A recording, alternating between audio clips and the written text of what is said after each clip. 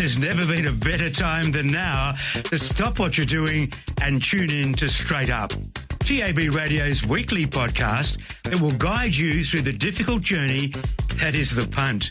Whether it be racing or sport, the Straight Up team has your back. Now, from the studios of TAB Radio, welcome to Straight Up. And a very big welcome to Rylie Morgan. How are you this afternoon, Riles? Getting there, Marty. Improving. Young, slowly. It's been a bit of a slow burn this week, Mart, hasn't it? A few texts about man flu or something. I don't know. What's all that about? Oh, there's so much to sift through on this text line. It's all a bit of a blur to me at this stage. Hey, great to have Trevor in the studio as well, but our next man's a very special guest. McGuane gets past Brown. They're lifting the pies. They can sense it. McGuane's had 5 bounces. Nearly get another one. Round he goes. In he goes to an open goal. Mickey McGuane, goal of the year. Mick McGuane joins us on Straight Up for this AFL preview thanks to Dankz Furniture. You won't see better than that. With 6 local stores in the metro area, there's one near you. Thanks, Timmy. Mick McGuane joins us. Hi, Mick. G'day, Marty. G'day, Rylie. How are you, Mick? Yeah, really good, thank you. Good weather over here. And a couple of good games of AFL footy coming up. Can't wait for round 12 to get underway tonight. There's been a bit happening in the AFL sphere, particularly up at AFL House a little bit earlier this afternoon. Mick, you across the shifting that has occurred in amongst some of the AFL's executive elite. Yeah, well, there's been outcries over here for probably 6 to 10 months now about those in positions of authority. Are they capable of policing the game or governing the game the way we want it to look like? We know there's been dialogue between recruiters and the big house. And sometimes the recruiters and list managers think that's falling on deaf ears. And it was just a matter of time before change was going to take place, because I think there's been issues in the last couple of weeks. The umpiring fiasco, led by Laura Kane, unfortunately didn't come down well or go down well for a lot of people. So when you make mistakes of that magnitude, and you probably divide and conquer in a way, change was imminent as far as I was concerned. Okay, so they've split, to our listeners who may not have caught up with this, and there's a full statement on the AFL, but they've split the role and they are now looking for an EGM of football performance. And the job description there will be responsible for MRO, umpiring, game analysis, player movement, laws of the game, innovation, the AFL's football engagement with its 18 clubs. So they've effectively taken that from Laura, and the new person to come in, the EGM, that will be his or her brief. And Kane will oversee the delivery of the AFL, AFLW, VFL and VFLW seasons, and will also supervise a newly formed health and medical team that will handle the AFL's response to mental health and concussion issues. She will also be the executive leading the AFLW as it celebrates its 10th season in 2025. Mick, do any names spring to mind in regards to that EGM role that the AFL are still looking for? I'm not sure if it's something you would have heard any whispers about over the last few weeks, but do any particular names perhaps stick out from the pack with that role Marty's just gone through that they are still looking for? No, I've heard nothing, but the one that I would have entertained and had a strong discussion around has gone to Tasmania in Brendan Gale. He's a football person, understands the administration side of the game and its importance to get it right. And from that perspective, I thought it was very important to make the right decision, obviously for the growth of Tasmania, but also in the view that there might have been a role for him in AFL operations in some capacity. But then we hear that there was a bit of friction with Gil McLachlan and him for a period of time. What that was about, I got no idea. But Graham Wright's another one that comes to mind, but he's staying in clubland and he's going to be deeply involved in the Carlton Footy Club going forward. I just think it's a role for footy IQ and footy acumen. And I just think when you've got a big business like the AFL is, you've got to have a strong leader that understands everything pertaining to the game. And then you've got to come out and give good clarity to the punters around why decisions were made or why they weren't made. But you can't afford to pass the buck and guess and make shocking statements like Laura did, unfortunately. She'll learn from that experience. and you just can't point the finger at your own department in a way, which is the umpiring department, even though they're independent of what the AFL do. They're a part of the bigger scheme, and that's why we love this great game, because there's a separation between players, umpires and administrators, and as far as I'm concerned, they were left out to dry for about a 3 or 4 day period, and she had to retract on her statement, which initially caused a bit of an uproar in the umpiring department, as we know. Of this restructuring, this one really interests me. So General Counsel Stephen Mead will no longer be part of the league's executive team, but will continue to report to Dylan.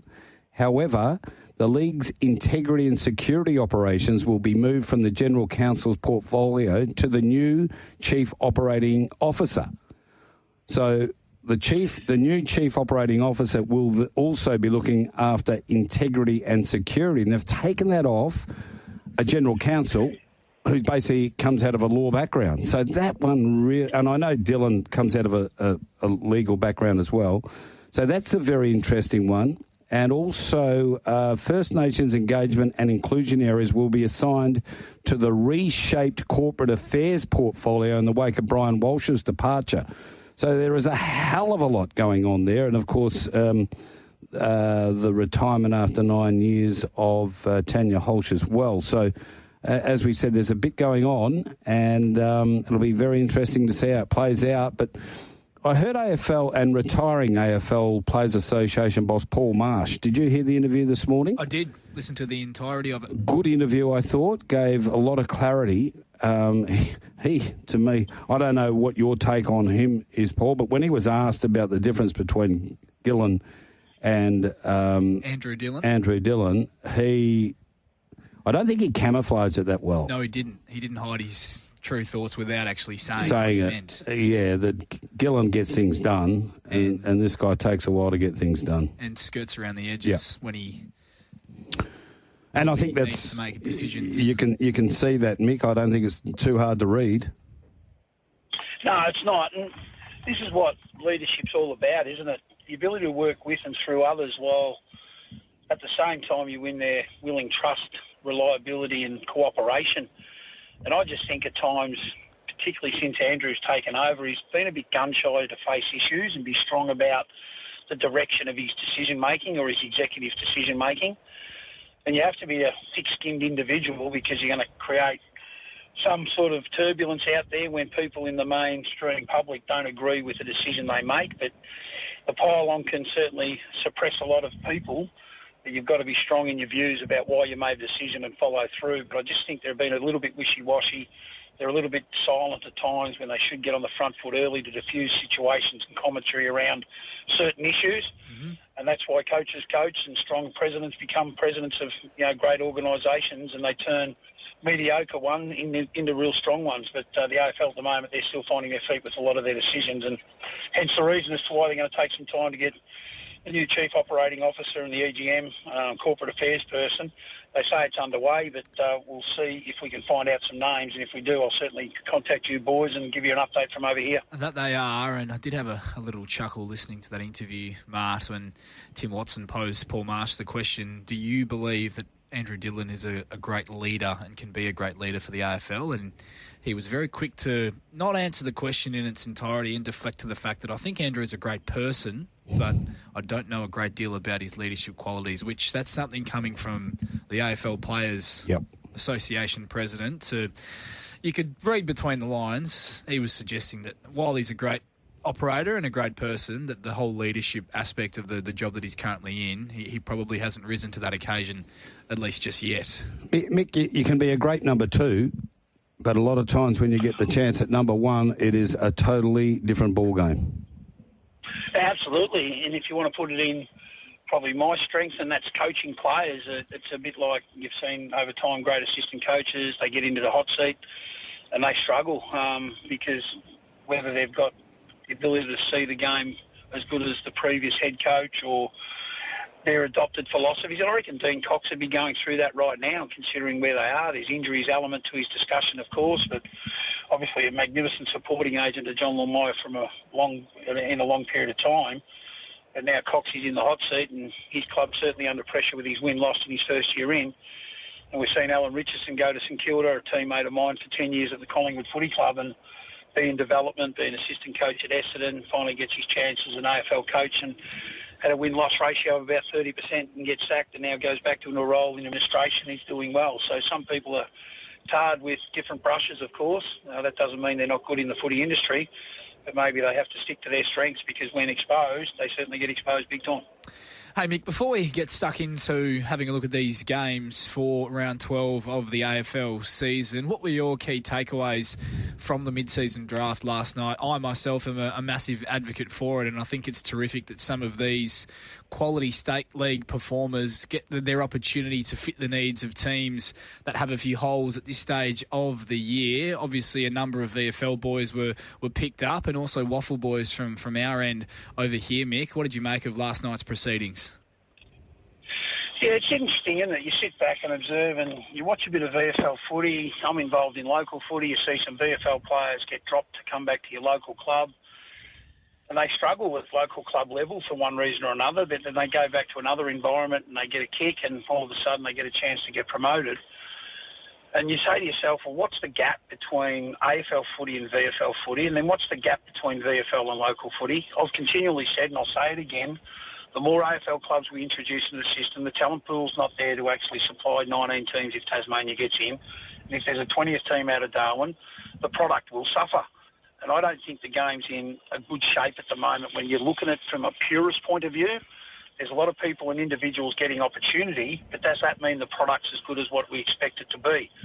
And if there was 6 clubs put back into 12 clubs because of the expansion set in stone, but if some clubs continue to struggle from a financial standpoint, imagine getting 250 players that are getting games in the AFL industry in 18 clubs put back into 12 clubs from a draft perspective. Geez, you'd have a powerful product.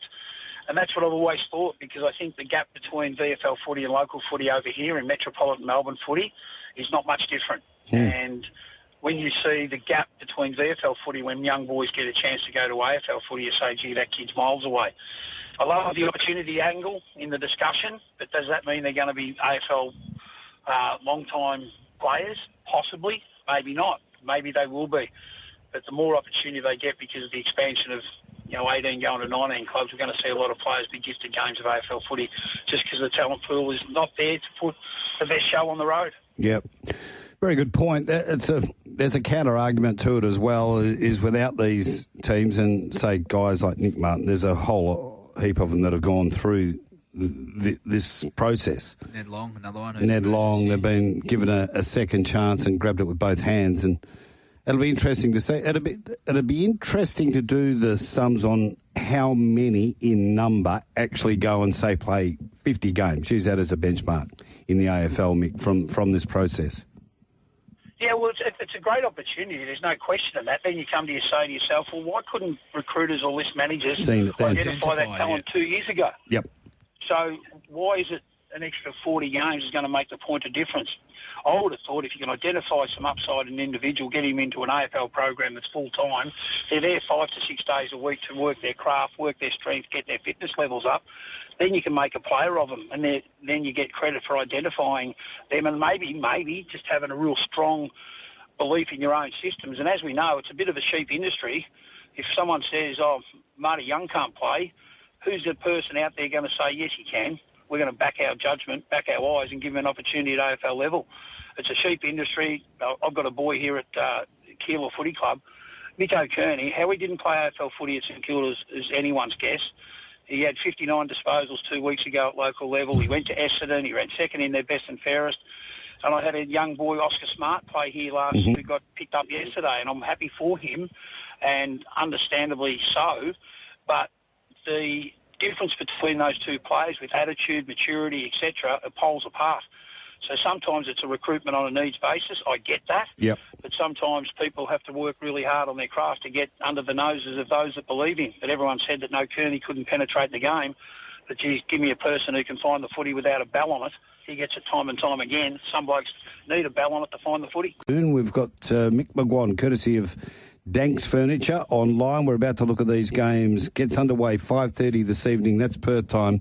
And Brisbane, $1.06. They've been well back. They were $1.13, $1.06. The line has gone out to 44.5 here. Mick, do the Brisbane Lions cover that line at 44.5? Yeah, I'm pretty confident. They bet a lot lower early in the week. 35. Yeah, absolutely. So that was a pinch, I would have thought. I still think they'll cover that 44.5 margin at the moment. I reckon it probably might get out to close to 8 goals by game time. We know they've got an inexperienced team. They've been really struck by injury, the Bombers. They'll take up Zach Johnson, our boy that we've been speaking about, Marty, for a few weeks now. And Sardis gets another opportunity at AFL level to see what he's like in terms of speed, ball use and decision-making. And Archer Day-Wicks gets another opportunity. But as you know, they've lost Mackay, Reid, Langford, 3 experienced players, 2 key pillars down back, so they could be under serious threat in their defensive end. And knowing full well Brisbane's got this capacity to score and score quickly, especially at the Gabba, I'm anticipating they'll get on a run of maybe 6 or 7 unanswered goals, and that's the reason why I think the line will be covered. Yeah, it could be one of those nights, Mick, where Brisbane only really need one quarter to get a hold of the Bombers, and that line could be all she wrote, 44.5 points to cover for the Lions. Tomorrow night, game of the round, going to be an absolute beauty there at the MCG. Collingwood taking on the Hawks, who have been under the pump a little bit in the media, Mart, over the last couple of weeks. The noise is just starting to appear regarding the Hawks. The Pies $1.60 go in as favourites, with plenty of cavalry returning and quality cavalry at that as well. The Hawks $2.35. The line at 8.5. Total points 169.5 here, Mick. This one looks like it's going to be a beauty.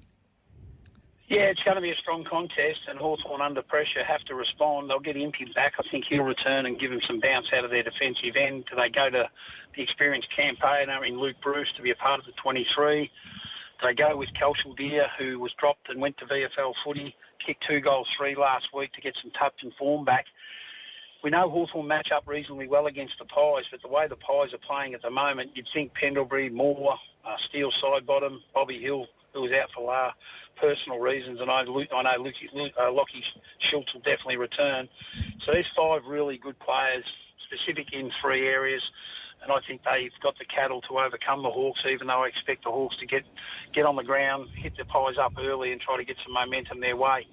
But I just think Collingwood's playing the more consistent footy, both sides of the ball at the moment. That's the reason why I'm tipping them. Just in that situation, Mick, from a coach's point of view, when players have been out, like Collingwood have basically rested for a game like this, when they come back in, and I know this case a little bit different because they're so experienced, but do they just take off from where they left off? I think so. I think with this group of players, these 5 specifically, it's a bit like fresh as best. Yeah. In the sports science background now, they do so much work in terms of managing loads, and they want their players to be fresh to play at their optimal levels. So there's no excuse for these 5 boys to come in. So if they were slow to start, I'd be putting it on them. I'd say, well, where's your attitude? Is your attitude contagious? Is it worth catching? Have you got the competitive drive to really start the game strongly? Because one thing you do know, to give Hawthorn a start, they're very hard to play catch-up footy against. So I'm anticipating the 5 who are all leaders in their own right. I love the way Schultz goes about it, footy. Bobby Hill's electric. And side-bottom, Pendlebury and Moore, they've all captained the club at various stages. When the other nominated captain might be out, side-bottom might toss the coin, for example. So I think those 5 players will know what's expected of them, and I'd be shocked if they were slow starters, any of them. Would you be surprised if the finisher, Finn McGuinness, doesn't go straight to Nick Dacos? Yeah, I'd anticipate that happening. I think Dacos, his quick feet might cause McGuinness trouble early, but if he gets into a rhythm-type situation, that's when McGuinness's aerial capacity or aerobic capacity could take control of that specific matchup. So Nick has to get some protection from his teammates around stoppage, get on his bike. Quick feet could be the answer, and then burst out of stoppage with some protection. That's where he might find a lot of his footy. But his second half against North Melbourne was off the charts. He had to get to work. His first half was really disappointing with only 10 disposals. But as we know, by game's end, he finished with 38. It was a magnificent second half, and he was a reason as to why Collingwood got to work. It was a fair second half, that is for sure. The first of these Saturday games really intrigues me, Mick, particularly with the confirmation of some personnel changes leading in as well. Gold Coast taking on Freo up on the Gold Coast. Gold Coast $1.40, Freo at $2.95. The line at 16.5. Isaiah Dudley will miss for the Dockers due to personal reasons, and it has been confirmed that Sean Darcy will be in that starting 22. So Freo will be heading into this game, Mick, with 2 rucks. And looking at the forecast on Saturday with Dudley going out, so a small forward, Fremantle playing 2 rucks and up to 30 millimetres of rain is forecast there up on the Gold Coast. I'm not entirely sure the move to bring Darcy straight back into the fold, given the expected conditions, is going to be all that well received by some of the Fremantle faithful. Yeah, that won't be received well, but I think there's a philosophical reason around this.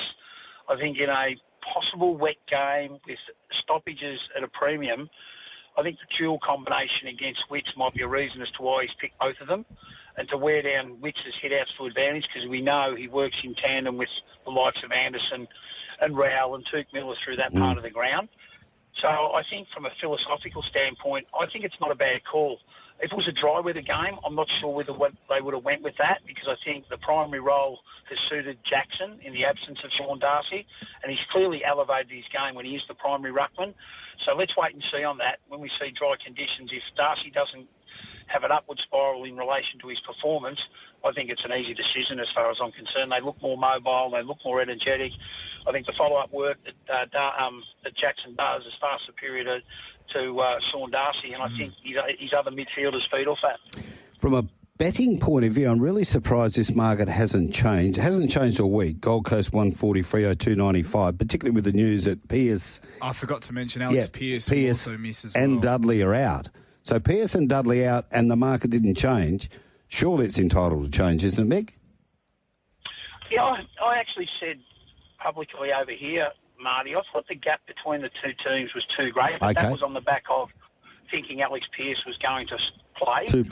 Good result during the week, and I thought the decision they made at the tribunal was a positive one for the game, but also for Alex Pearce, because I thought, what more could he have done to avoid the collision? And I've been a really strong believer over time that in a 360-degree game like AFL footy, accidents will occur.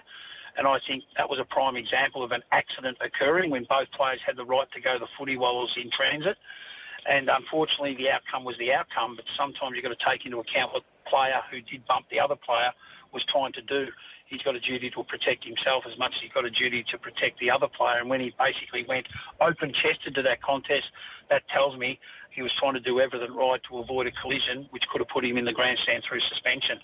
So I was happy that it went his way. It was a great decision as far as I'm concerned for the game. But at that time, I thought, gee, Freo, they look pretty enticing from a head-to-head bet here. I still probably will have something on Fremantle. Maybe that circuit breaker win against GWS on the road is exactly what they needed. And I think they're as equally talented as the Gold Coast. They've got to take away the strength of their forward line in King, who's hitting the scoreboard. Long's playing strong footy. Without Pearce in that part of the ground, that's going to throw up challenges. But I think they should back their midfield group to get to work against Gold Coast midfield, and that's where the game could be the point of difference. Giants are $1.07 and Richmond $8.50. The line 45.5. This game to go at 2:15 p.m. on Saturday. I'm going to have something on the Tigers at plus 45 or even maybe I'll go out to about 52.5. Big ins. Yeah, they'll be okay. They go all right against GWS. Yeah, well, I think I was going the other way, Marty, to be perfectly frank. I think GWS will get control of Richmond at some stage. Dan Curvis will come back in. What do they do with the replacement of Sam Lowe, who's out for a period of time? Ryan will go out and Dan Curvis to play. Do they play Prestia? Is he ready to go? Apparently they will. Like coming back in. Well, that'll be interesting. And you've got a midfielder who is susceptible to injury, as we know, and in a high-pressure game chasing the tails of some of them GWS players who are up and going at the moment. Who's to say he won't break down again? I hope he doesn't. Josh Kelly's probably due to return. Not sure what they'll do with Toby McMullen, his line ball. But I think last week's victory, must-win game, Toby Green's 250th and wasn't he stellar. I just think with the momentum they got out of that victory, I think they should get hold of Richmond at some stage, and if they do, I think they'll win and win easily. Josh Kelly has been confirmed to return as well. So they need him. They do. certainly noted. I just think they've been a bit conditional. They've been a bit up and down, GWS, and maybe they pumped themselves up for that 250th that you mentioned, Mick, and I want to see them get on a bit of a roll. They need to do it again. It can't just be the occasion of last weekend was what brought it out of them. They need to do it now for a consistent because footy. It was only a week before they just didn't even aim up against Fremantle. Not at all. Didn't throw a punch. Anyhow, Saturday, Sydney, 225. They're plus 7.5. Adelaide, a 165. This game at the SCGs where Adelaide don't play their best footy. No, they don't. It'll be interesting to see whether Sydney can shut down their ball movement. I think that'll be the reason why Sydney can get involved in this game. But if they don't, I reckon Adelaide might get hold of a team that's really struggling. And obviously Mills played last week. He's out suspension.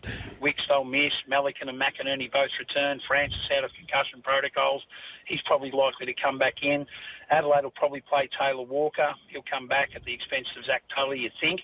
So they're a pretty settled environment, Adelaide, and I think they've got to master their demons. And with the team they've got currently in the form they're in, no better chance to get on the road and take on the MCG and the hoodoos they've got. And I thought at some stage, particularly the way Sydney are travelling, I keep coming back to who's going to kick their goals in front of the ball against a pretty good, strong defence. I think Adelaide over that 7.5 might be a bet to increase your odds. If you want to be safe and be right once, when it comes to betting, you can back them head-to-head. Mm-hmm. But I think if you can get the score right, you're going to get an increase in your odds. So I'm going to have a gamble at this. I'm going to be trying to be right twice in one game, pick the winner, but also pick the line. And I think I'll have that over 7.5 bet that is on offer. I think Adelaide can win by more than that. Yeah, like it, Mick. They don't play their best footy at the SCG, but the form they're in and the issues that are currently facing the Swans, particularly with Mills now out as well, I do think they are going to find it very tough to beat the Crows on their home deck at the moment. Melbourne take on St Kilda. Melbourne have a great recent record over the Saints. They're hot favourites at $1.50. Saints at $2.60. The line at 12.5. Yeah, Melbourne for me in a head-to-head bet or a multi. Please yourself how you want to go about it. Spargo's out with that shoulder blade fracture.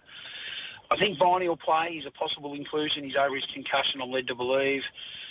Bailey Laurie had a good game at VFL level, so he might come in for that Spargo role. Tom McDonald, he might be an opportunist player as well that could come and fill a void both ends. And on St Kilda's home front, I don't know where Liam Henry's at and Dan Butler. They're two players you'd think at the start of the year would have been a part of their front half, but they've been in the footy wilderness for a period of time, and maybe it's time to have a look at those two to re-energise their forward line. Hugo Garcia was very good at VFL last week when he had 27 at 10 tackles. He's a chance to come back into that team, but Ross would be very disappointed the way St Kilda are tracking at the moment. Went up against the better teams, they're certainly getting exposed, and the way Melbourne are playing with more energy in their ball movement, they're trying to play quick, they're hitting the scoreboard because of it. I can't see St Kilda keeping Melbourne to a losing score, so I think the Demons will win. Yep, and finally Geelong, they're $1.10 in from 112. West Coast hit out to $7 a line, there's 39.5. This is over here, $5.20, late start on a Sunday.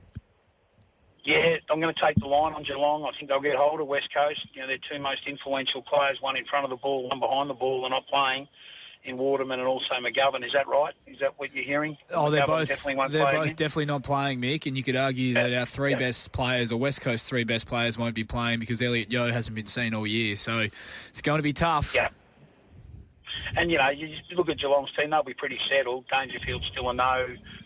Bowers is still a no. Jai Clark's over his concussions. They try to get some more youth and energy and run into the game over there in the West. Time will tell, but I think Geelong, the way they're playing, the way they can score, I reckon they can get hold of West Coast Eagles at some stage or another. And that over 6-goal margin looks pretty enticing to my eye.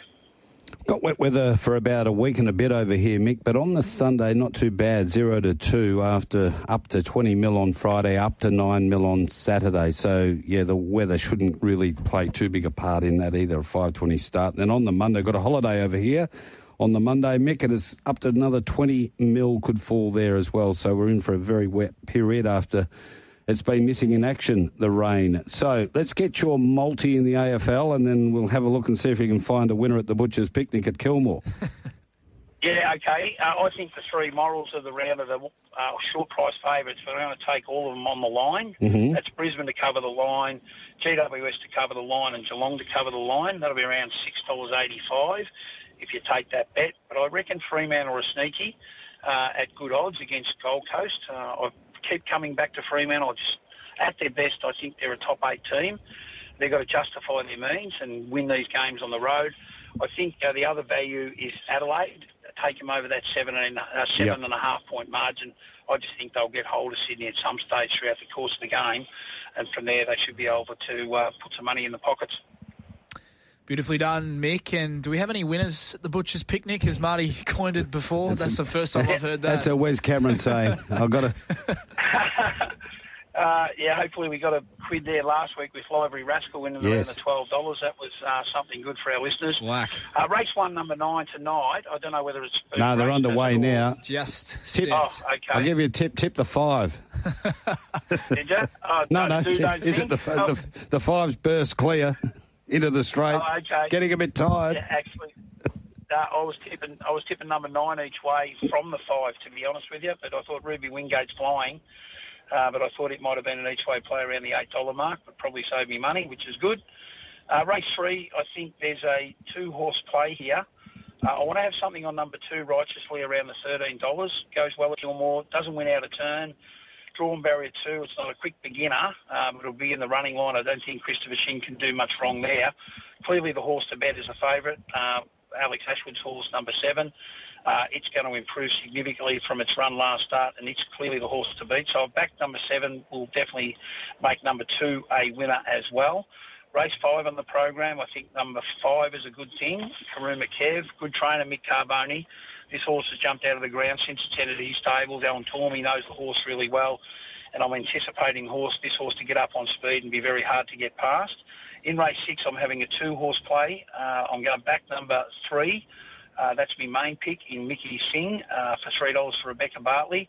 But I'm definitely going to have something on number 8. It's ridiculous odds around the $9 or $10 mark. That's Quick Crunch, Jack Lauder Drive. Don't worry about its figure form. This is a race it can win. So I think 3 and 8 are the 2 logical plays there. And in the last race, I just have to bet against the unreliable number 7. It's odds on favourite Ringer Wells. I just can't trust this horse. I've tried to tip it. We've tipped it here on this show previously. It's let us down through galloping. So I just want to back a couple of horses to beat it, and we're getting good odds to do so. Number 1, you have to have something on around the $19 mark. Definitely number 3 around the $12 mark. Verity Rock, it's probably my top each-way selection in the race. And I'm definitely going to have something on number 5 at $22, Wallace, who I think can certainly outrace its odds. So in the last race, if you back 3 and get an odds-on favourite beat, you can still finish with a significant profit. Okay, Love Who, $17. Rarity Rock is $10, and Big Dean Wallace, at number 21 for the Dons, is $23 there from Gate 5. There you have it, Mick. Always great to catch up with you. Thanks to Dankz Furniture. You're off to footy training. Hope you have a great night and select the right team for the weekend. Good on you, mate. Appreciate it, fellas. Have a great weekend. Thanks, Mickey. McGuane gets past Brown. They're lifting the pies. They can sense it. McGuane's had 5 bounces. Nearly get another one. Round he goes. In he goes to an open goal. Mickey McGuane, goal of the year. Mick McGuane joins us on Straight Up for this AFL preview thanks to Dankz Furniture. You won't see better than that. With 6 local stores in the metro area, there's one near you.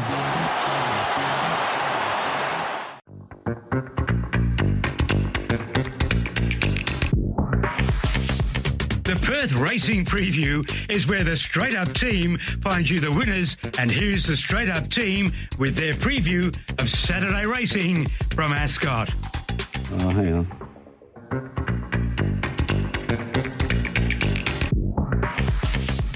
The Perth Racing Preview is where the Straight Up team finds you the winners at Belmont Park. All the fixed odds markets are from Tab Touch. I don't think we've got one for Pinjarra. Oh, just going to air. Just going to air now while we're doing our audio checks. I sort of couldn't resist that one. I shouldn't have done it, I know.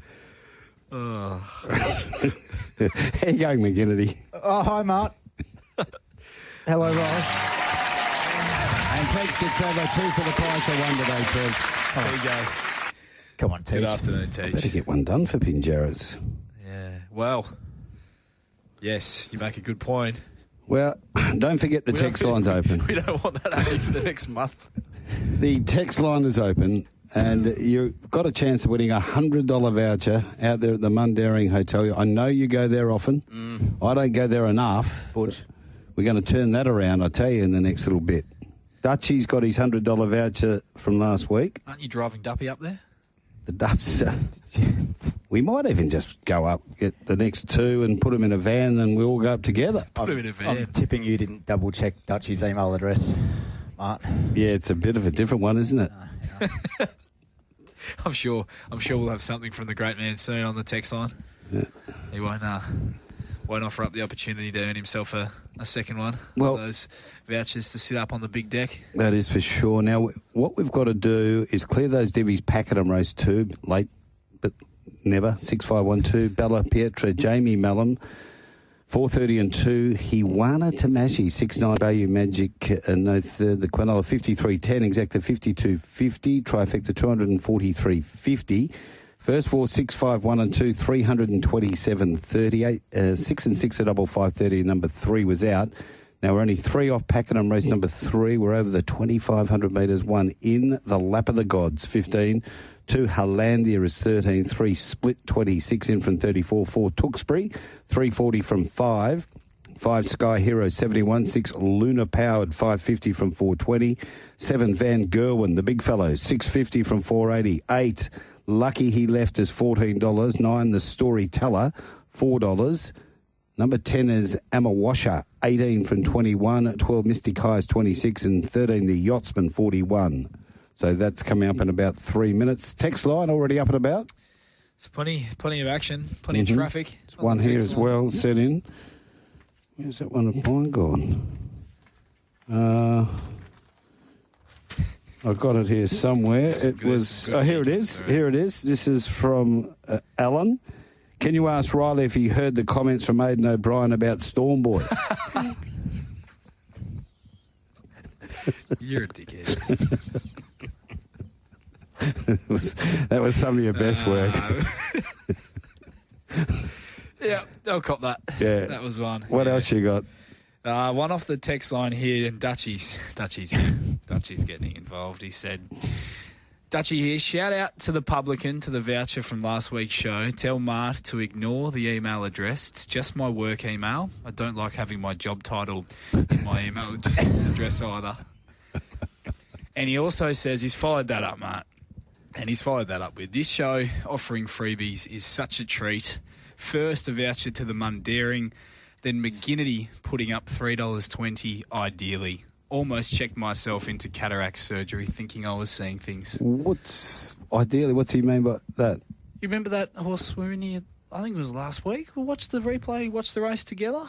Oh, the Peters horse? The Peters horse, held yeah. up. Oh, that won yesterday. Yeah. Further back the hill, Tribe Sideshow came wide as well. See a champ Tribal Ruler back there in the middle of the field. Taviosa, the rail last winning aces back with Cherokee Miss at the 300 mark, and Buckland shows the way. Here's Ideally they erupting, and Ideally the heavily back favourite sprints up, grabs the lead. 150 to go, and Ideally drew a length and a half. Do it right, Buckland down the outside. Winning aces coming from a mile back, and Leon Hyphen's charging home, but Ideally will get the money. Ideally beat Buckland. Finishing well in the middle is Leon Hyphen to grab third, just in front of Winning Aces Sideshow. Master. Well, Portsy, I think it's probably fair to say, and you and I are close enough friends that we can say this, should have won last week. Should have bolted in, actually. So what happened here? It was it $3.20 into $1.55 or something like that? Went up to 85. Market mechanisms dragged it out a bit. Yeah. The MMs. Yeah. And to be fair, Leon Hyphen should have won by about 4 lengths, but that's fine. All right. We're off to a fire. Very good. Dutchy's well played, sir. Also cute, Embry saying in that interview that he had a friend. That's good.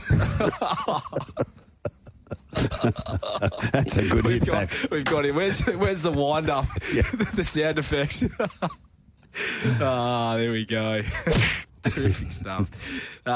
We've got plenty of texts to get. We through got one more or not? Vision text line. Yeah. Good afternoon, boys. Drove past Belmont yesterday to see Sheer Gold soil testing at work. Good to see all of Mart's businesses flying along very nicely. I'm assuming Belmont is out of play for a substantial amount of time. Wondering what track you guys would prefer to see used for all of these postponed Saturday meetings. You'd think that. Look, if it's going to be any length of time, they'd alternate, wouldn't they, between Pinjarra and Northern? Bunbury as well. Apparently he's in sensational order at the moment. Is it? Yeah, listened to Michael Lane this morning, and he could not have spoken higher of the condition the track's in down there at the moment. Well, look, you've just got to spread the load, and you're going to have other issues in regards to what we've got coming this weekend with a lot of rain, and it's just going to become a bit of a juggle, but that's the Cape. You've got to... Did you hear Laney this morning? No. I think he's taken a big rectangular chunk out of the track and wanted to actually put it in his living room. It's that nice at the moment down there. Yeah, he had a big day yesterday, didn't he? That is for sure. Look, Pakenham, race number 3, they're loading. Let's head you on course, and then we'll really get stuck into this preview for the big meeting coming on Saturday from Pinjarra. You're on Straight Up for the Mundaring Hotel, and we're about to have a look at this meeting that will be at Pinjarra on Saturday. The rail will be in the 2 metre position. We're at a good 4, bit of rain about. You're petrified about how much we're going to get. Oh, I'm scared of water, Mark. Yeah. So I still can't put my head underwater. I can understand why. There'd be a few other things I reckon you'd be scared of as well. Most things. I sleep with 4 lamps on. Yeah. Let's have a look at the betting here, and this is for Tab Touch for the Barra. Did you want to get a notion from Bradley on how he expects the track to play on? Oh, well, he normally gives us a stock standard answer, but I'm not sure about it. Yeah, it's a good question. Oh, look, Mark, we're a bit different. Yeah, this weekend we're expecting on pace until it proves otherwise. If this rain does arrive, Bradley, what track conditions are you expecting on Saturday? You look at the forecast, 5 to 20 millimetres Friday, and this is the Bureau for Pinjarra, not for Perth. 5 millimetres today and 1 to 7 millimetres on race day. Would you suggest that if that rain does arrive, we'd be on a soft 6, soft 7, or even a heavy deck? It's pure guesswork, isn't it? Like you go with maybe a 6. Just to sort of work in between. Oh, yeah, it's so hard. Yeah, we're just all guessing. And you've got west nor'westerlies blowing as well, so that should even it up. Yeah, I've noticed with Pinj in the past, I mean, it can change. It's just an opinion, but it can turn into a bit of a skating rink when it gets wet. It gets really hard to make up ground. They sort of almost skim over the top of it. Right. So. Yesterday, you just wanted to be off the pace. You couldn't win from back, could you? But sort of midfield was okay. But that's been... You could win from back if you're ideally.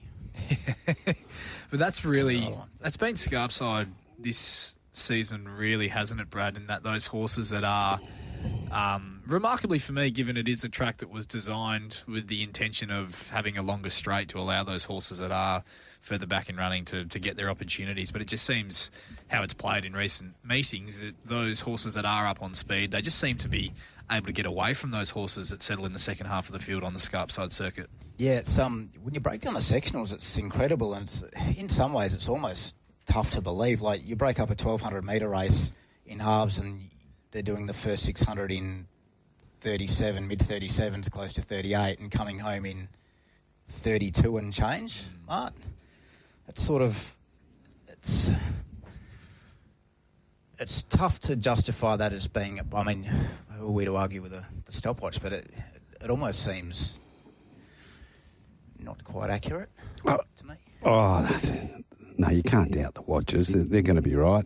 Yeah. Just looking at ideally, it was never right. I'm talking about the horses who were right back in the field, back in that last, 4 or 5. Yeah. You couldn't win from back there. As long as you had 3 or 4 behind you coming into the straight and got to the outside, if you're good enough, you could. To be fair, it's hard in any situation. Yeah, it is. But ideally had a bit on them, so it didn't really matter. Fair point. It would have won from last.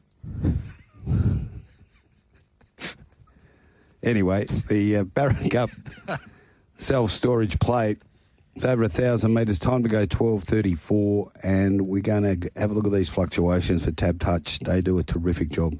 10, 19, 18 for our Naughty Secret. Silent Diva made a big impression first up, didn't Silent Diva? 220, it's still there, punters. Now, Baby Pearl, she's been 6 into 480.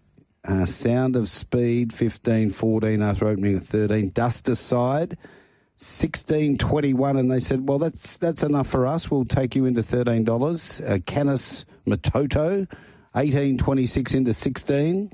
7, Rostislav, 9, 12, 11, 8 In Confidence is 8, and 9, Romance Calling is 8.50 out to 13. We might have collected a few here first up in the first race. Well, Mart, Riles, Tej, Baby Pearl's the one they're keen on. Yeah, the leader. They've got involved early, Baby Pearl. Mm-hmm. A couple of $500 bets, $6 and a $900 bet at the $6. A little bit of 250 type activity on Silent Diva at the 220. And that is about it. I think the ESPs might have chipped away at a couple Chipping, of yeah, gets the lead, doesn't it? Baby Pearl from 2. You think so? Yeah. Martsmaps. Yep, .com. Well, and you would suggest from there, Mart, that he'll probably be hard to beat if he's able to find the front from barrier 2. And as we saw with that 2-year-old race down the straight at Pinjarra yesterday, Bradley, those horses that were able to stay out of the mess and find their positions in front, they were the horses that went the best for the babies. Certainly you don't give yourself that room for error that those horses in behind allowed themselves. I thought he could lead. Made Luana Miss work to get past him on debut, and as we know, she's subsequently won a Supremacy Stakes, so that's nothing to be sneezed at. Was given a soft time of it in a recent 1,000-metre trial. Looked to be doing things quite nicely as well. Ran solid time. I've got massive respect for her, and I'm sorry for him, and I think he'll be hard to beat. And the aces, and he holds the aces, given I'm expecting him to settle closer in running than Silent Diva. But gee, hard to go past her win on debut. That was impressive. A proper performance, Mart. Held up on straightening, and you just don't often see horses get held up like she was, and then pick up and grab them over the concluding stages over the 1,000 metres of Belmont Park. It was some sort of a win. I think the second horse goes really well as well, Brave Wasp. So to do that, well, it was some performance. And while the straight is the great unknown, she's reeled off the best last 2 of the entire meeting on debut to pick them up over the 1,000. Like, she could be a really sharp filly off that, and if she can find that outside fence or close enough to it as drawn out there, then she'll be hard to hold out with even luck if she handles the straight circuit. And yep, seems to have enough gate speed, doesn't it, to hold up handy enough. It actually jumped pretty well in its debut. So, yeah, no real opinions on me that differ from the market. I did feel these triallers they look like they got a bit of a future, so it's going to be an exciting race to watch. You got a name for a few of them? Which one's impressed you? Rostislav impressed me. Romance Calling impressed me. Even Roy's and Dion's just aside, and Canis Toto showed enough. So made some money there as well, Canis Matoto. So there's a bit to go on with here, but I was very taken by that trial, that bottom horse, Romance Calling. Okay, text line open 0427 789 571 for Retrovision and the Mundaring Hotel. Yes, the Pommy Pies are off to Melbourne. Go the Pies will be there at the G. That's from Jim the Pommy Pie, who's with us this afternoon. Enjoy the footy tomorrow night, Jim. That's going to be an absolute cracker of a game. Junior's birthday's shouted the son a trip. Oh, really? Yeah. There you go. Happy birthday. Yeah. Let's hope punters fill the stadium over the next few weeks, Mart, with Socceroos, State of Origin, British and Irish Lions and the Mighty Bombers all playing over the next few weeks. West is best. That's Michael from Salter Point. Good on you, Michael. Thanks for getting involved on that text line, Michael. We got a few more to get through as well, and we'll get through those as we go along. As we potter along, Mart. We'll clear up those divvies at Pakenham. The Storyteller, Benny Allen, $330.60. Luna Power, $210. Hollandia, $520. Quinella, $11. Exacta, $19.70. Trifecta, $187.70. The first 4, 9, 6, 2 and 5. $5,780 even. 6 and 9, the double, $33.80. Number 11, which is scratching. Just a quick one from me as well, Mart, because we have had a number of text messages come through asking a very similar question regarding the transferal of these meetings from Belmont, and there are a number of our listeners asking why can't they just use Ascot, because Ascot, we obviously didn't finish racing there too long ago, but my understanding is, and this was a question that I asked myself to a few people after the weekend, is that the turf has been all ripped up at Ascot, unfortunately. Yeah, we cleared that with... to prepare for next season. So that's why we can't be using Ascot as an alternative. And that had to be done. There's timelines involved there. So as soon as that last meeting goes, they've got to get straight into work on that. Pakenham race number 4, this is over the 1,001 Animal, is 210. 2 Duke of Oman is 34.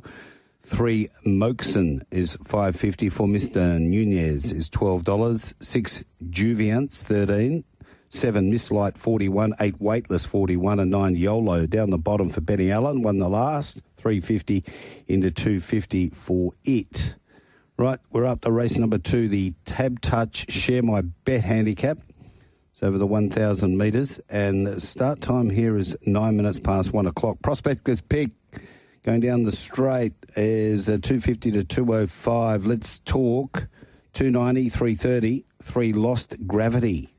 8 to 9 for Final Authority, 16 out to 23. 5 is Hafey, 101, Spec into 61. 6 His Angelic, 11. 8 On Plain Air is 750. 9 Pacific Lady out to 20, and Requisition is 81. Riles. The pick. Keen on yours? Straight.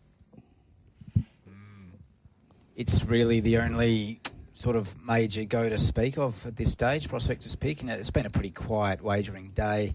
Bit of each way support, Pacific Lady there. A couple hundred each way at the $18. But Prospector's Pick, local pros keen. Eastern States pros keen on En Plein Air. Mm-hmm. And that's pretty much it. Bit of speed here, Riles, with In Plain Air, His Angelic, Let's Talk, and also your horse Prospector's Pick. Yeah, Lost Gravity can go quick early as well, drawn towards that grandstand fence. So there does look to be a bit of speed here, Mart. Was this a chance to try and get him smothered up or not? Oh, that's the way I tend to see things. Sam off the text line asking if my nag is going to win on Saturday, and I certainly hope so. Sam, he doesn't take him long to earn the title, does it? he had his colours lowered last start off a very impressive first up win, but I do think there were some excuses on that occasion. He was a month between runs. He raced very fresh and revvy and just really struggled to settle in the run, and it showed over the concluding stages. Ultimately, he just didn't settle anywhere near as well as he did once he was able to take that sit in behind them, Mark. Isn't it amazing how, and I'm not having a shot here, but we've all been in that boat where you've got this horse and you think, wow, this could be not the one, but it's going to be one that'll win a few Saturdays. I remember I had one at the trials and won a trial brilliantly as a 2-year-old. I said, here we go, this is a nice horse, with a good trainer. Within 3 starts, it was getting beaten as a favourite in Kalgoorlie, ended up in Leonora. That's how quick it can happen. And you sort of sit back and think, how did that happen? When a month and a half ago I was thinking, well, we're going to be winning Saturdays, trying to find a race in Leonora. It can happen quickly. Don't look at me like that. Oh, no, they're all exciting until they're not. I mean, that's how I put racehorses. It's, yeah.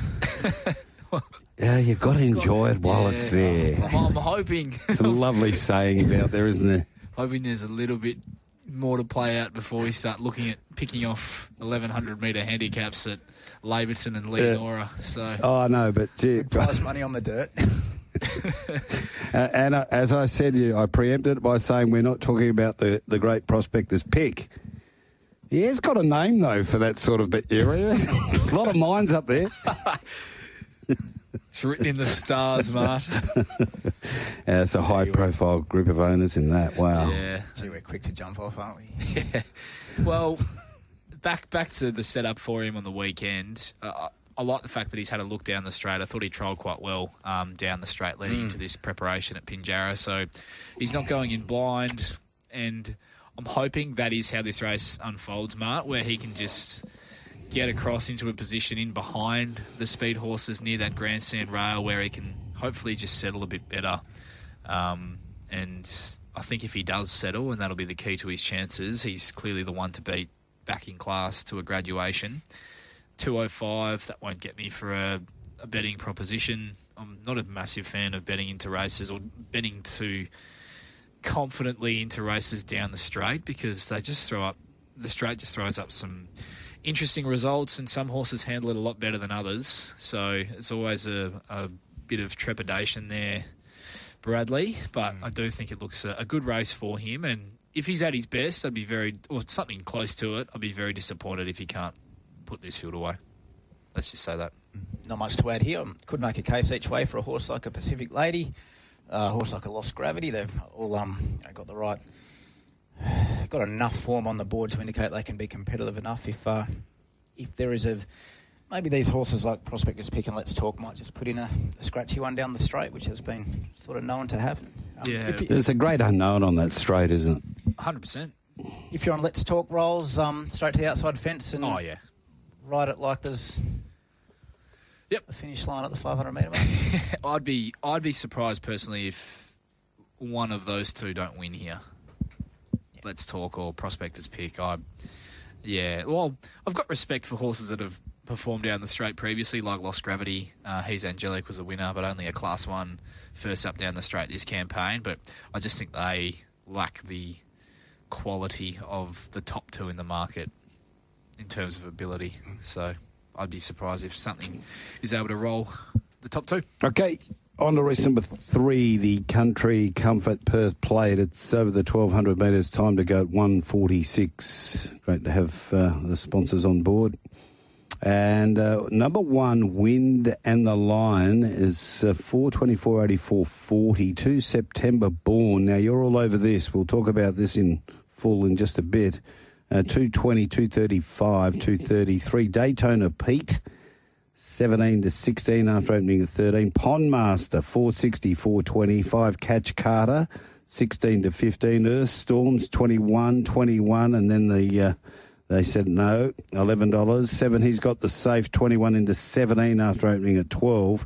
And 8, Skull, Bone and Pig, one of mine, 11, 14, 13. The look-away meerkat there for Earthstorm Mart. Local Pro Keen, 700 places at the 390. The Wind and the Leon, there's a bit of money piling up there at the $4.40, a couple of $300 bets. September born, 500 at the 230. Bit of each way money yours, Mart, Skullbone and Pig. This is a cracking race, Rolls. It is. Race of the day for mine, Brad. This is an absolute beauty. We will start with our current favourite, September born, the Faritha Stakes winner, back at the races on a Belmont Guineas path. I think, bearing that in mind, Mart, no doubt he won't be fully screwed down, but he should be forward enough off a pair of trials. And they were both pretty solid hit-outs as well, leading into resuming this campaign. The trials have been good, and you can tie in a way, his form from last prep with what West Star's been able to do this time in. You go back and you watch that replay when he charged home from near last and was almost able to grab West Star right on the post in that Belgravia Stakes, and what a preparation he's been able to forge in his own right. He should be able to box seat from the low draw with field position on a number of his main dangers, but you do have to factor in that the bar plates are on for the first time, which first run of a campaign for a horse that does have a few more targets, or more important targets a little bit further down the line. You do have to, I guess, pose the question whether he could be vulnerable as a result. And when you factor in the price point at the moment, do you look at maybe trying to get a horse like this beat first up with knowing that gear change leading into the weekend? The map's a bit tricky here, isn't it? Who have you got sort of pushing up and wanting to lead? Who's going to take control of this race? Is it Shooter with blinkers on first time Daytona? That's what I thought would lead. Yes. Just on Shooter too, terrific, winning the Belmont Sprint yesterday for Swan Draft, if you don't mind. But he copped, 17 days, I think? 17, yeah. Yeah, just getting off the fence, tighten. I think, was it Jared? He tightened up? A couple, yeah. Huh? Yep. Saw that in the paper and this morning. Stevie a little bit too. Yeah, okay. So I thought 17's right at the top. Didn't think it was that bad. They don't take any prisoners, Mart. Well, it's a Group 3 and all that sort of thing, so they get a bit involved that way, don't they? Good race this. I can't. This is you got to pay for the premium to really dig down here. But I think it's Daytona blinkers on. Let's go with it. Yeah, that's how I had it. Shows intent.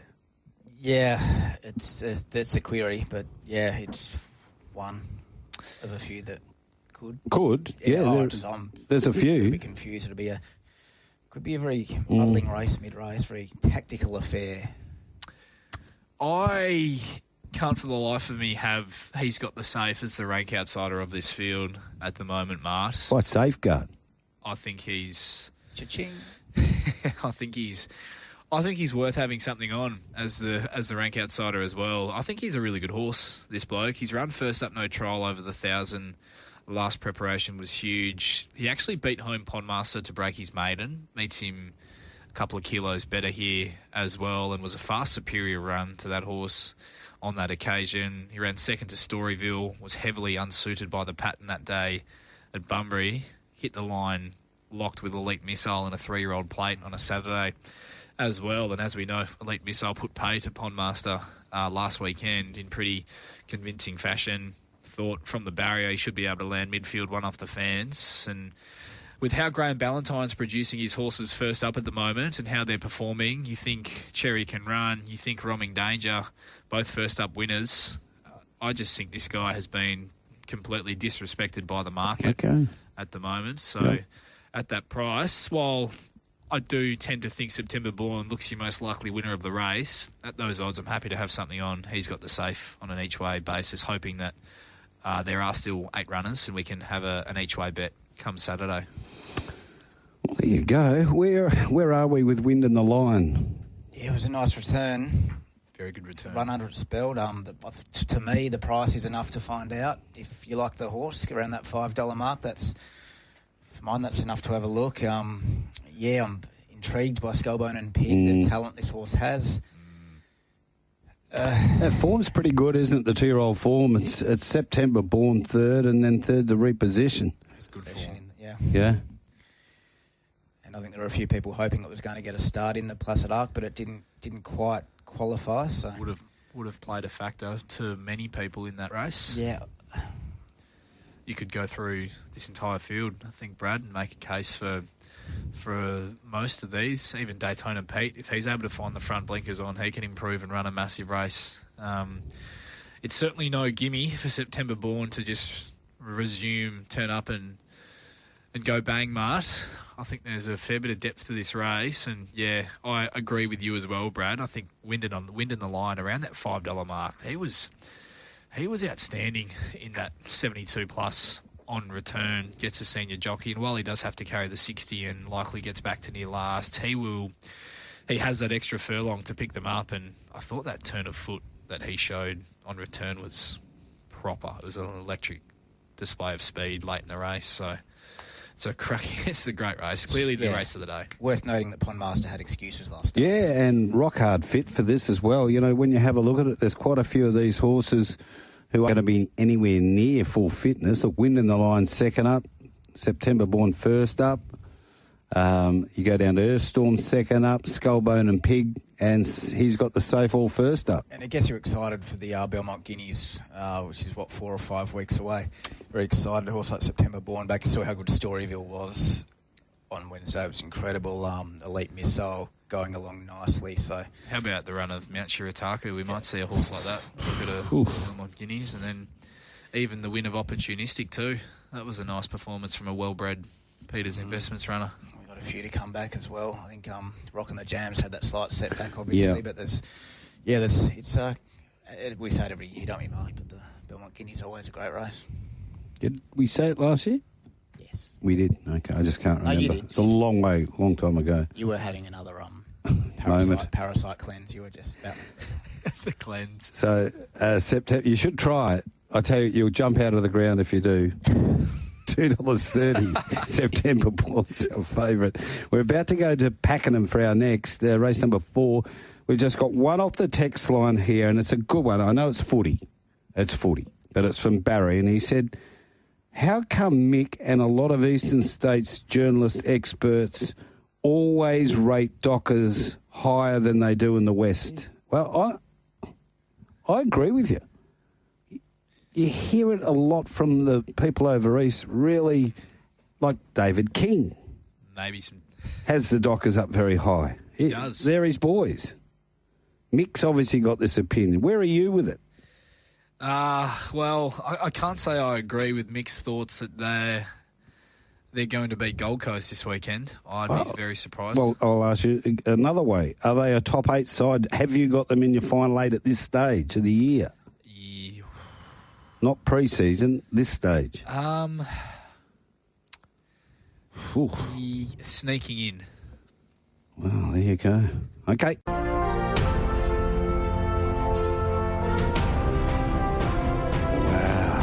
This is good. We should have this before we cross to Darren, before he broadcasts the race, I reckon. This would be perfect for Cobby. He'd love it, wouldn't he? It's inspiring, it's uplifting. Let's go to Darren for the first at Pinjarra. Thanks, Cobb.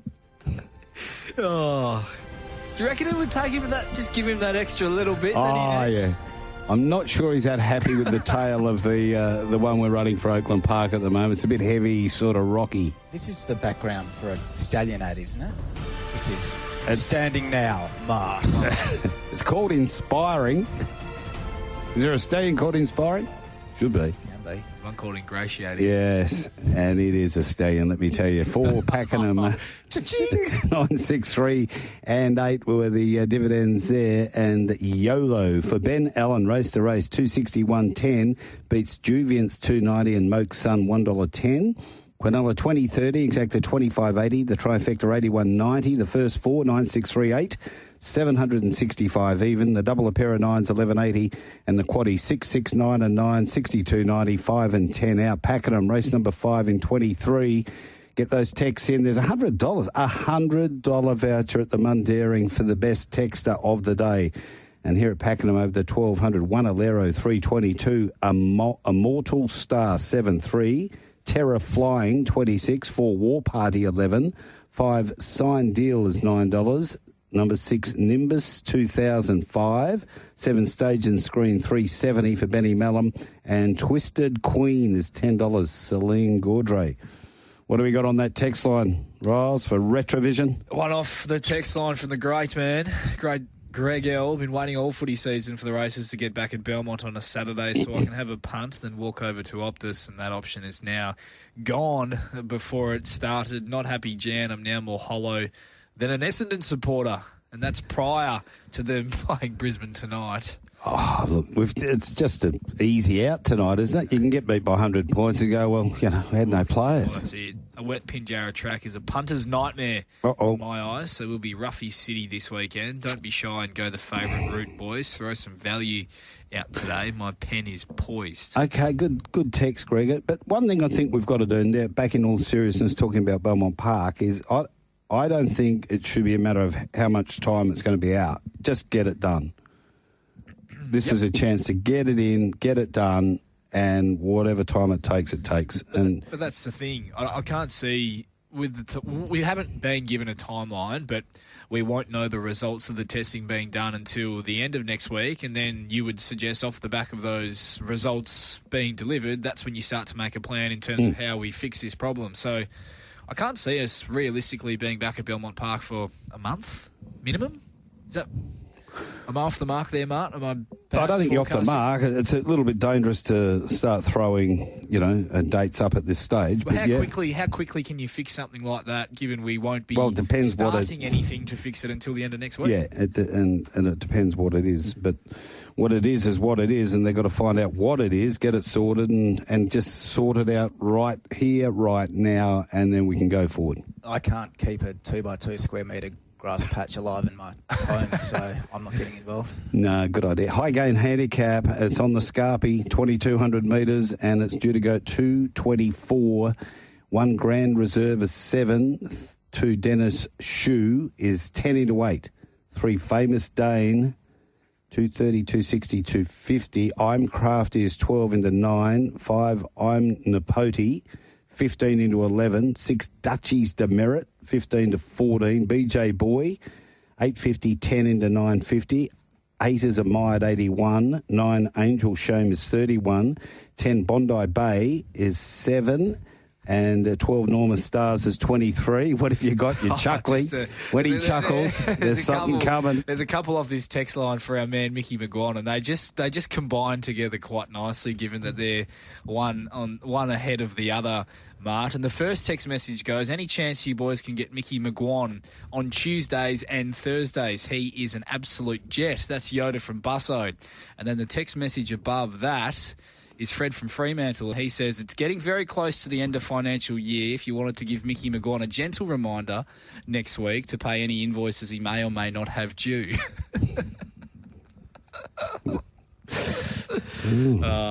Mick. Who was that, Fred of Fremantle? That was Fred from Freo, yeah. Yeah, Mick's in wonderful... it's all clear, play on. Yeah, he's in fair form, Mick, don't worry about that. So what about this race? We're on the 2,200 metre of the Scarpside, and our favourite is Famous Dane. Disappointing last start? Oh, some excuses to be had, Mart, but... it was a short price favourite, wasn't it? Yeah, it did start quite short, but it seems to be the game these days. Bondi what game's that? Bay, the punting game. What? I could go into a spiel about starting price and how it's a bit of a myth these days, but that's a story for later and longer. Bondi Bay. It's not ideally, mate. It's not ideally. Dutchies to merit a couple of hundred there at the $15. Famous Dane, 500 at the 250.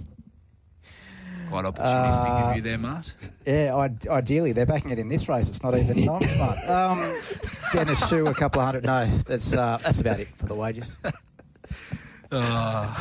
You're terrific, Bradley. You each week, I think, can he come in here and be better than he was the week before? And he always does. Every week he raises the bar. He's on the rise, that is for sure. It's quite incredible. Yeah, Famous Dane will absolutely love the sting out of the ground with the rain around. His career best runs have all been on rain-affected surfaces for mine, so I can certainly understand why he is as short as he is as favourite in this market. Horse that interests me, Brad, is I'm Crafty, who could well stay. I guess that's the big unknown with him, but I've loved how he's worked home late at his past 2 runs over a mile. The slight knock might be the wet track stats that he has got and whether he handles the surface, but I wouldn't be reading too much into that. I thought his last 2 runs have been super. Who leads this? BJ Boy? Who have you got leading? BJ Boy, I thought. Jess Vallister, she looked good on that one. She ran second on yesterday. She's riding well, Jess. Who else we got going forward?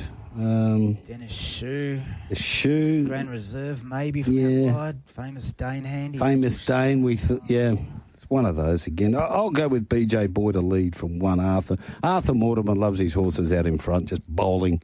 I thought Grand Reserve might try and get across to the breeze or the front from out wide. Yeah, agree. So BJ Boy could try and do it, enable Dane and get to the front and skip 4 lengths clear. Kirov Boy. Yeah, not a race for me, this one. No, it wouldn't be. I'm happy to stay out, that's for sure. So you're staying out? Oh, well and truly. Yeah. Anything for your good self? The each way price about Grand Reserve and BJ Boy is sort of appealing to me. I think we might see Famous Dane if that rain comes up pretty short again and these horses are getting out to attractive prices. They're ticking on quite nicely, and I certainly don't think there's much of a gap between the Wednesday class and Saturday class days at the moment. So that win of Famous Dane down at Albany when he was very impressive, what did he win by? About 5 and a bit. That was on a soft 6, wasn't it? Yeah.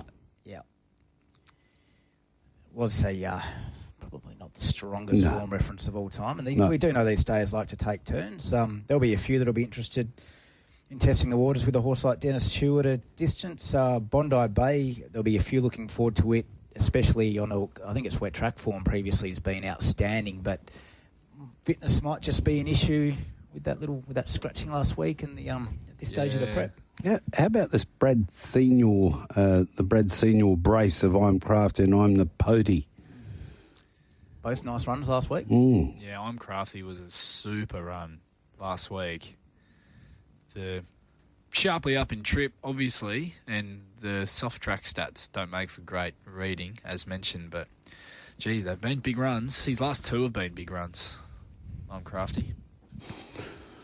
Okay, so we're leaving it there. We'll move on to race number 5. Another one off the text line from Timmy. Boys, what a result last night in the State of Origin. Your man Sully nailed it. He did too. Oh. I tell you what, how did he get the message to Menzies to miss that conversion? Because Sul was 1-12. Was there a little two-way involved? Did he hold a sign up or something? That was... You don't miss those. Haven't you got a story about a big punter who...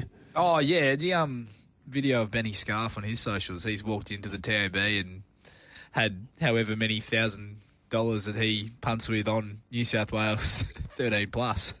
All he needed was that last conversion. And it's put down the glasses. Oh, wow. That's one way to do your money. Yeah. I had a story like that, actually, last week, Mart. What happened? I was, what game was it last week? Who did Richmond play last week? Richmond Hawthorn. played North Melbourne, didn't they? Who did Richmond? No, the weekend just gone. West Coast? No, Essendon in Dreamtime. Oh, of course it was. Yes, that's right. Friday night. I forgot already. I backed the Bombers. I backed the Bombers to clear the line, and Ralph Smith kicked that goal with the second of the game to get them under the line. Under the line.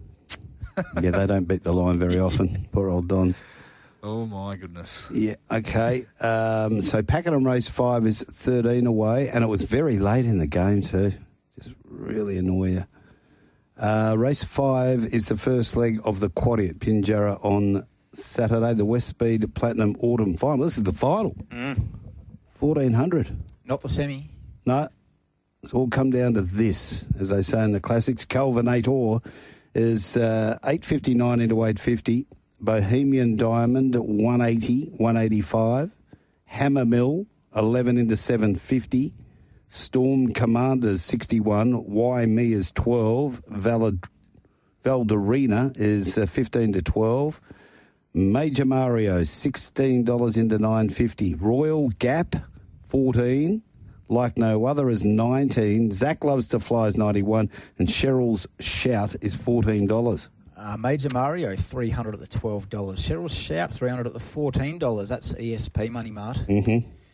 Hammer Mill, there's a bit of ESP money there, too, at the bigger price, as well as Valderina. The Sharpies are playing around the favourite at this stage. They are leaving Bohemian Diamond alone. Righto. I've got, obviously, Cheryl Shout, Kelvinator in 5 and 7, these two spearing forward.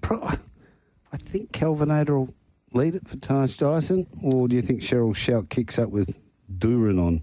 I thought Cheryl's Shout would kick up and Kelvinator would breeze. Okay. If it jumps where it's got the blinkers on Cheryl's Shout, sometimes they can miss it with the blinkers. His blinkers again. Blinkers again. Oh, that's normally better, isn't it? Not first, yeah. Okay. That's our map.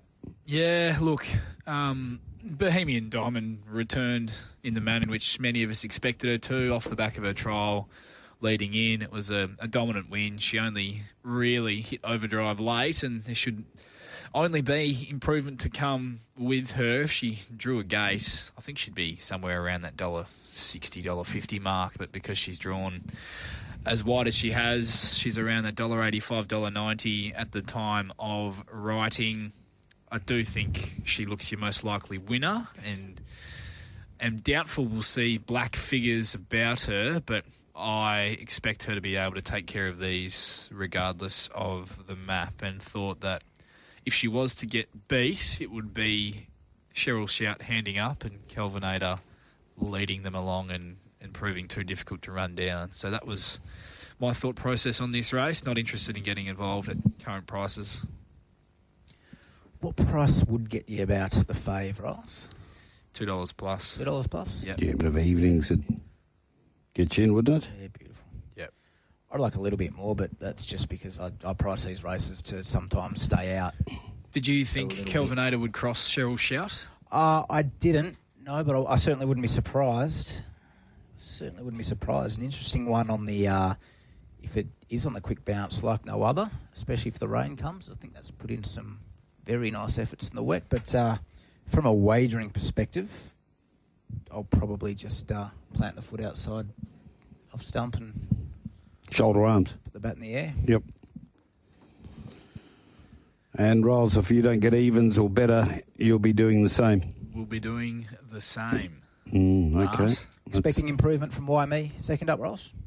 Yes, like this horse. Think he's got some ability, no doubt about that. Just hard to, I guess, make a case for him turning around a 7.5 length beaten margin. It's a pretty big jump, but he's only going to improve as he gets out over even further as well. Mile plus. Another one off the text line. If McGinnity was playing for the Brisbane Lions at the Gabba, what would be his song when they kick a goal? That's a fair question. Who is that from? Larry. Hang on.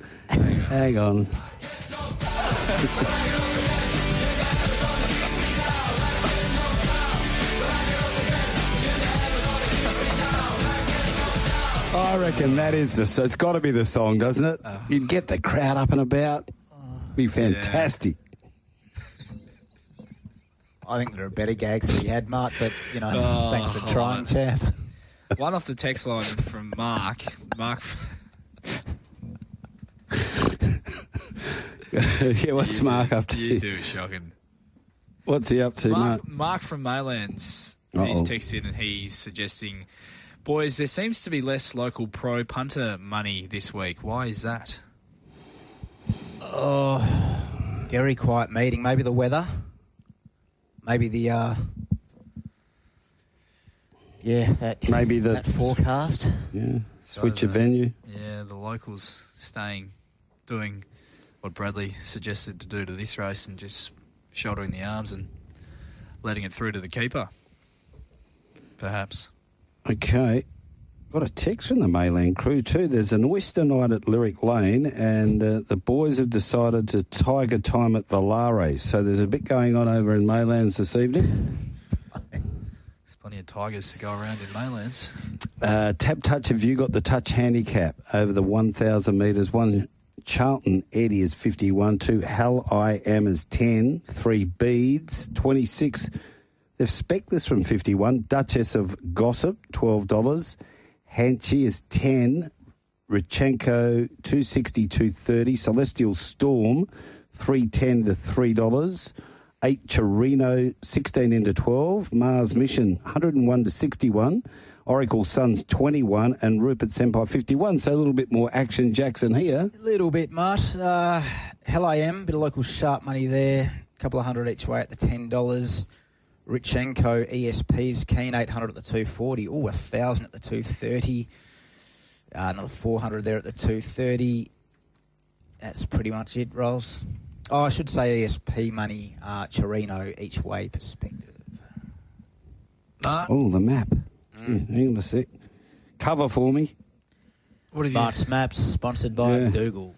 Yes. Drove past that bloke on Canning Bridge the other day. The beanies do look good. Oh, yeah. He might have had a T-shirt on as well. So you've been very kind, Mark. What about Celestial Storm? I know it's Pike, Richenko, 7 and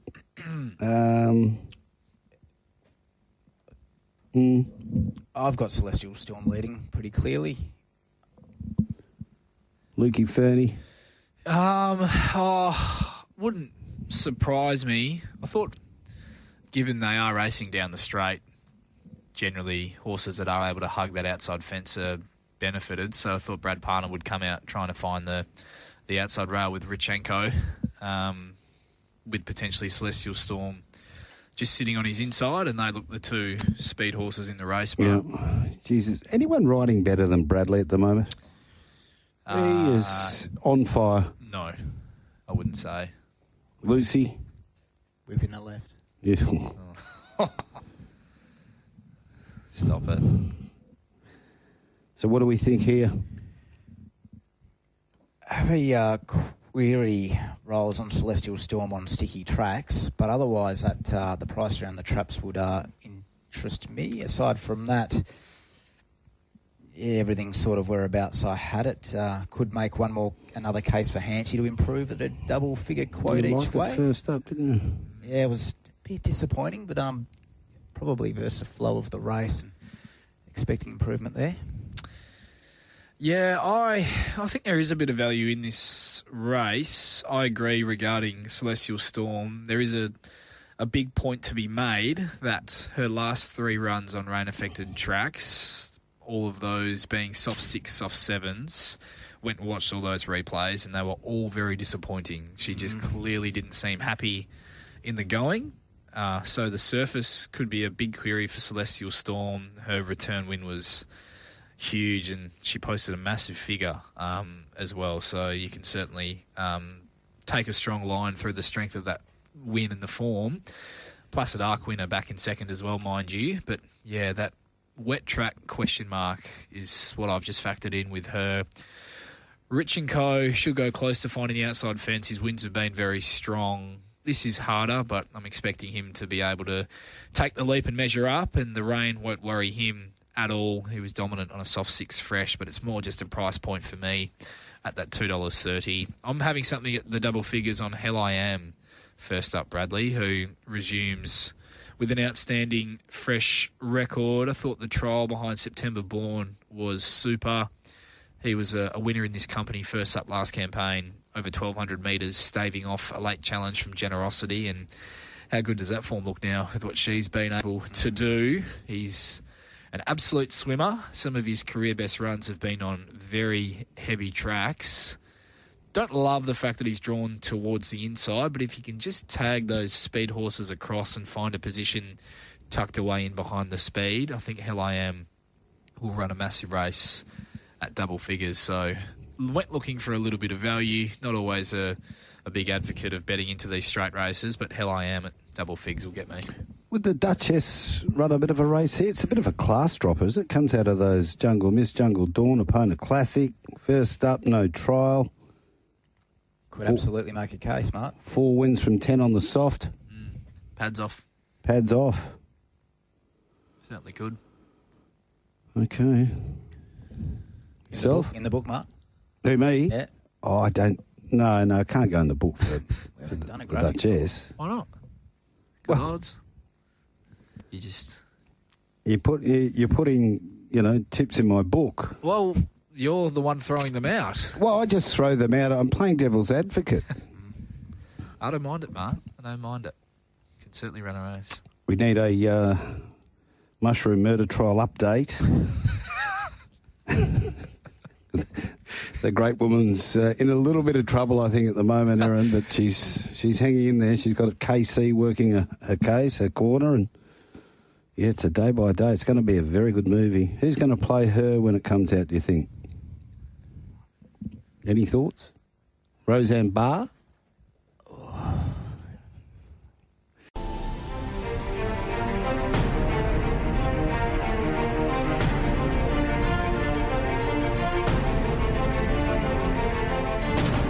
You're back. What a back!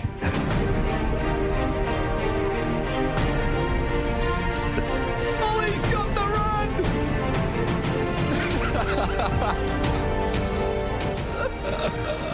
run! The cob, he's on his way to Thailand. He's probably there already. I expect he'll text and he wouldn't miss straight up, even though he's over there. He'll be listening. We'll get a text from him in a minute. Mark, do we have an update on that mushroom murder trial, Mark? Yeah, well, Perce is actually... We haven't heard from Perce in a while, but right. Perce is actually in the courtroom. Yes, he's been going every day. Hasn't missed a day. Yeah, sent through an update. Yeah. Said it's all gone to Shiitake.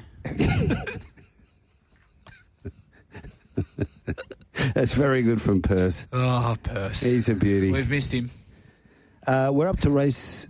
Are we up to 7? We are. The Swan Draft Handicap over the 1,300 metres. We're almost there. They'll be wearing the tunics with the horses in the yard. They look fantastic. Well, WA Day weekend, you've got to have a Swan Draft. Yeah. Mart really does love those tunics. I'd do a show in one.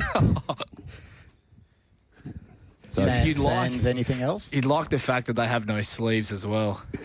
One another strikers, 12 in the 952. Art of Sabrage. 23 a drifter. Platinum Shot, 10.11 into 9. Costa Zeta, 4.40 it got out to, then into $4. 5 Jellican Runners, 26. 6 Sun Bronzed, $8. Close Talker, $5. Evelina, the People's Champ, she's $16. Pretty Divine is $41. King Mahuta, $31. Differentiator is $41. Uncle Gerard is $23. God's Gate, $8.50 to $7.50. Imperialise, $26. And Katona is $21. Costa Zeta, $400 there at the $4.20. Close Talker, $300 at the $5. God's Gate, Local Pro, Keen Early, $300 at the $8.50. Sunbronzed, $500 at the $7.50, $300 at the $8.50. That is both sharp money. The old SM. Sunbronzed, Pretty Divine. I've got God's Gate coming across from 15 as well. There's a bit of speed here, Riles. Yeah, there is. God's Gate may have to do a bit of work to get across if that is how they intend to ride him. Fair to say, I think, from out there. But yeah, there is some horses that will be looking for spots up and around the speed. Pretty Divine, Sunbronze, Art of Sabrage, you'd think will push forward from barrier 6. Yep. So there's enough speed in this race, Mark. Yeah. I'd suggest. Costa Zeta was a huge performance. First up over the 1,000 off a 16-month layoff from the track. It was some effort to lug the 61 and hit the line the manner in which he did, beaten under a length by Lord Shiva, who, as we know, went out and put on a bit of a galloping lesson at his next start. So clearly that's form that isn't to be sneezed at. Just thought maybe it was a chance of a flat one second up, Brad, as you always need to be wary. Second run back from a very long spell, maybe a touch vulnerable. Never seen a wet track also in his career, so that's a big unknown for him. He never trialled on one, let alone raced on one. So it's going to be something different for Costa Zeta. So I was just mindful that stepping up 300 metres in distance, second up, that maybe he might be vulnerable. And at the price, I think a pretty open race. I'm happy to look around him for a bet, while I am very respecting of what he did. But I like one here, Mart. Like one at an each-way price. Really keen on Sunbronzed. Sunbronzed. I think it looks a really nice race for Sunbronzed. Thought he could potentially lead, or at worst, box seat from barrier 2. I thought his run on return was super, over 1,100 metres in a graduation. Was beaten under a length by Supernatural, who's a pretty sharp filly on that occasion. He wobbled around the corner there at Ascot a little bit, but once he balanced up, he got through the line, I thought, really strong late. He found a second wind, 1,300 off that, I think will suit perfectly. Love the soft map for him, and love the fact that he's a horse that is proven in the going too. He's run some very good races, albeit without winning on rain-affected going, but I think it looks a really nice setup for Sunbronze, and the genuine each-way price will get me for a bet, Bradley. Fair enough. I'm going to have a sneaky bet down the bottom on Katona. I think it's leading up quite nicely to something. I'm not overly enthused in the race. I'll have a owner's bet on Evelina, but I'm a bit concerned about her wet track form if we do get that sort of track. I think she's building to something quite reasonable, and this actually looks quite a winnable race. Yeah, a bit concerned about her wet track form, but previous wet track have been earlier in the prep, so now that she's a bit fitter, who knows? But you could... there's people making a case for a lot of horses in this race, just seeing the wagering activity and listening to people discuss the race. So another strike up the top is one that's garnering a fair bit of interest as well. There's a myriad of opinions for this one. Another strike. He's been a wallet burner for me, that horse. For most. Yeah, 15 starts, 7 seconds. Tricky race. Great leg of the quad. The sort of race where Mart really circles one and finds one with his platinum package. Yeah, a little Maddie first up. You'll probably giggle at me a bit. What about King Mahuta? Nice trial. Well, it was a nice trial. He beat home the best horse in WA, Santanova, in that trial as well. So... you'd have to be making a case off that, Bradley. The owners tell me this, they speak very highly. There were. Maybe we just put King Mahuta in rough somewhere along the line. Throw him in the quaddie. Yeah, throw him in the quad. The old used to be Barbro's quaddie once. Last event of the day, the Hahn Super Dry 3.5 handicap over the 1400s. Hahn Super Dry, man, 3.5. Talk about Raffy. Doesn't mind a Super Dry. Yeah, love it. Speed Dream. Well, not over a Swan Draft though. Nah.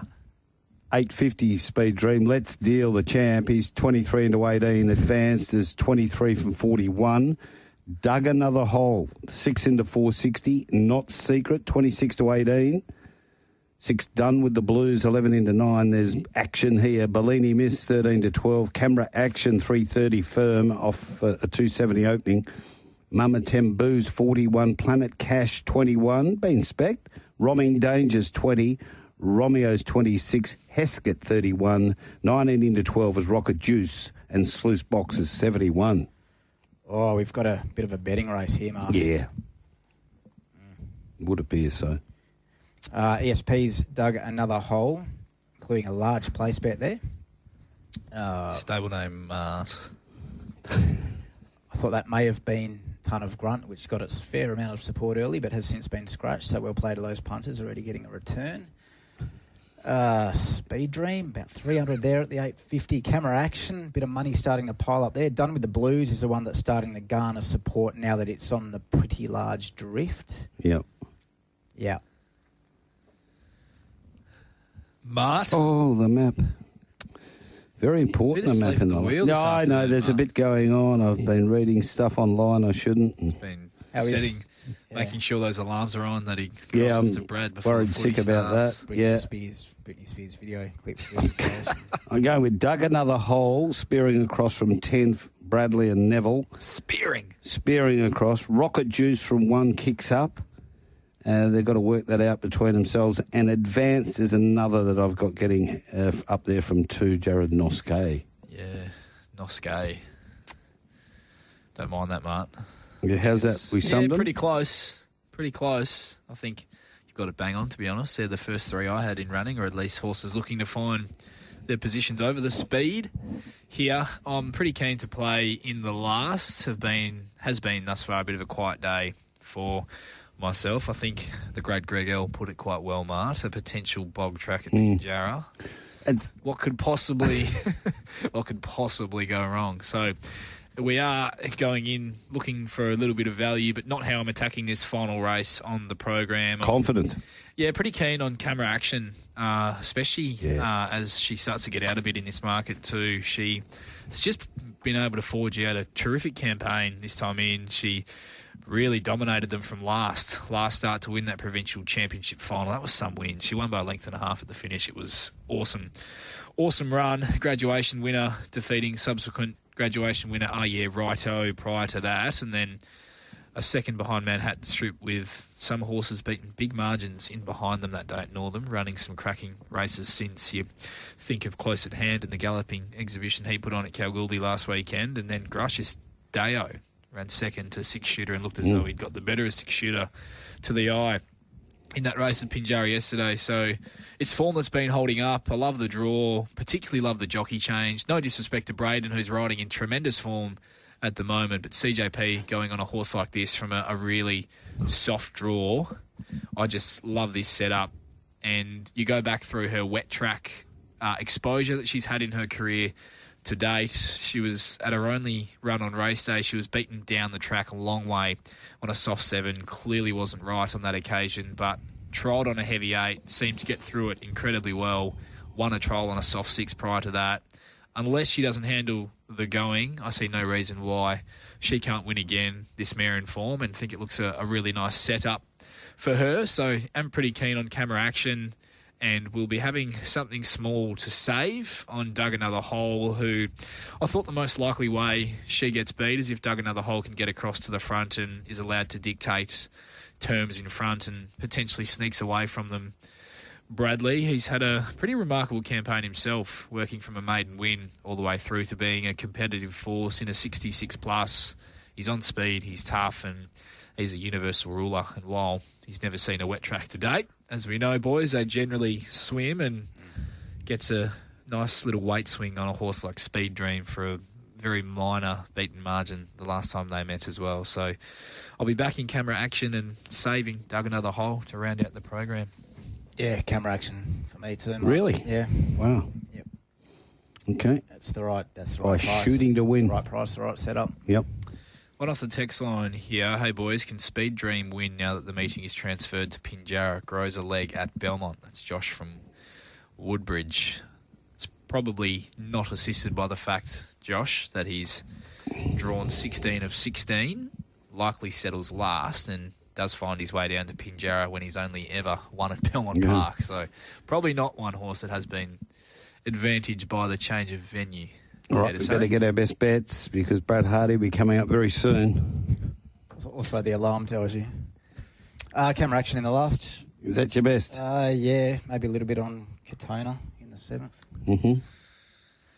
Mm-hmm. Couple of bets for me are pending prices we see as we get a bit closer to start time. Race 2, I do want to be on Prospector's pick, but not at that price at the moment. I'd like some 260 plus. Not sure we'll see that. Bohemian Diamond, $2 plus. Pretty doubtful we see that as well. But main plays for me, race 3, small speculative play at the big odds. He's Got the Safe on an each-way basis for Graham Ballantyne. Do think September Born looks your most likely winner of the race, but happy to have something on He's Got the Safe as the rank outsider of the field. Race 6, Hell I Am, each way down the straight, double figures will get me. Race 7, Sun Bronze, each way. I think that's a really nice each way bet with the setup for him. And best bet of the day, race 8, Camera Action, and we'll be saving on Dug Another Hole to round out the program as well. Okay, save Dug Another Hole. Okay, well done, Rylie, and well done to you, McGuane. You've been very good today.